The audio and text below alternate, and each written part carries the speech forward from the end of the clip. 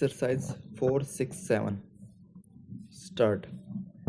It is unfortunate that the appeal made by Honorable the Home Minister that this bill should be discussed in a practical manner, taking into consideration the realities that we are facing, the complicated nature of the problem that we are facing has been ignored.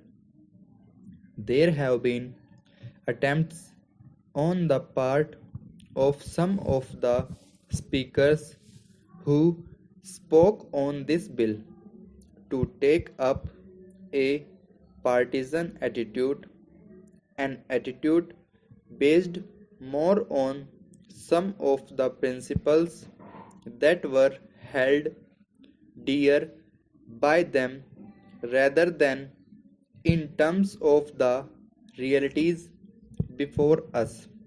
There is no use ignoring the fact that the desire of our constitution makers was that within 15 years since 26th January 1950, when the constitution came into force, India would be in a position to solve the problem of official language in the various parts of the country. The various points of view that were expressed then in Parliament would be taken into account by the government and by the people, and serious attempts would be made to see that some solution could be found. The bill that is before us is really an admission of our failure to solve the problem of official language. It is true that this bill does give a new life to English as the official language, and that too for an indefinite period.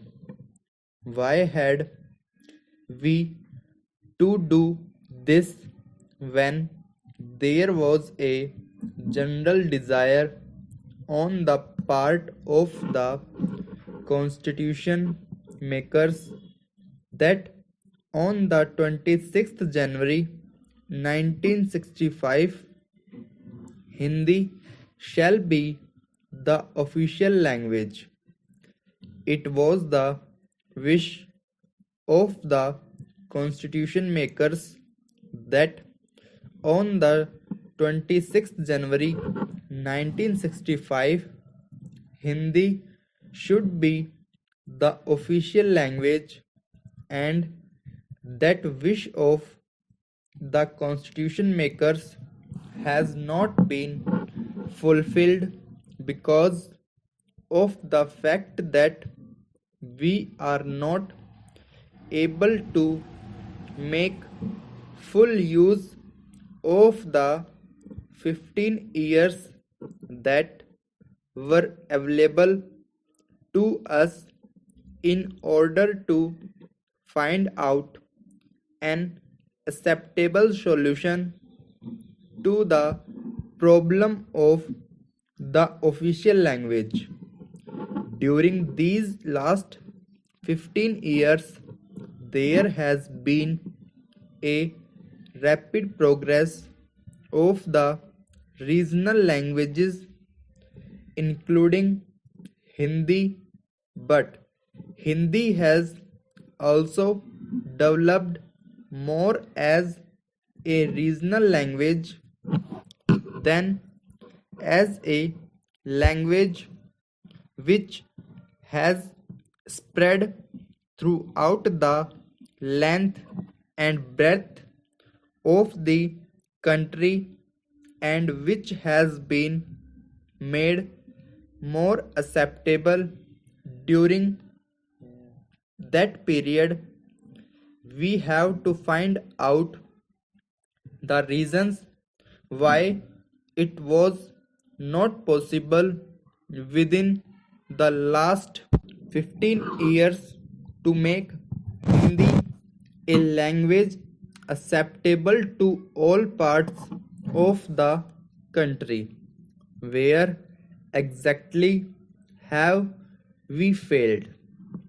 What exactly are the reasons which have been responsible for the failure on the part both of the government and the people? This question is not something which was ignored by the country time and again. This question had come up for active consideration at the highest level. Commissions were appointed to go into the problem. A parliamentary committee was appointed to go into this problem, and in the innumerable discussions, seminars, meetings, and discussions, this question had come before the country. The various political parties had offered their own solutions and had advocated certain steps which ought to be taken in order to see that language became a cementing force rather than a dividing force in our country.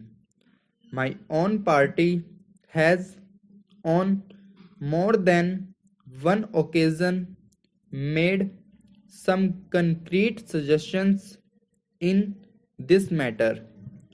It was suggested that there ought to be languages institutes in all the principal cities of India, wherein the various languages in the country could be studied and attempts might be made to find out how the form and shape of Hindi could be changed so that it became an acceptable language throughout the country.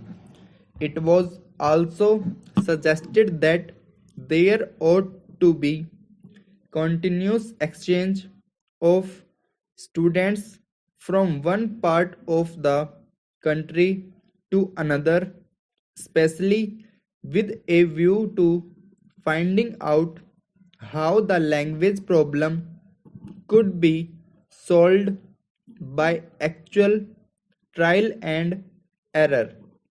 It was suggested by us long ago that in the various universities in the country, more than one Indian language should be taught so that again a cementing force could be built up, and ultimately we may be in a position to find out how Hindi could be made a language acceptable throughout the length and breadth of the country. In spite of these various suggestions, in spite of these various discussions, unfortunately, neither the government nor the people of this country have succeeded in finding out a solution of this very thorny problem. As long as we have not been able to find out a solution of this problem, it would be unwise to impose any language as an official language throughout the length and breadth of the country. It is not just a question of political arithmetic, that there are other considerations involved.